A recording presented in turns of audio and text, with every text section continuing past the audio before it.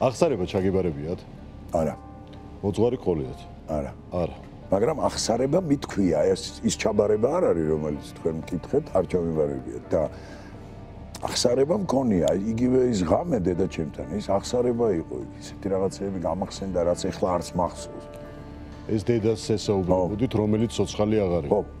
აი გადადიოდა ეს აგონია ქონდა და მე რო უკვე აღარ იყო, მე ვერ და არ მინდოდა დამეჯერებინა, რომ აღარ არის და თბილი იყო ჯერ კიდე და დილამდე ეს ერთად ჩახვევს და დამეძინა კიდეც ერთ.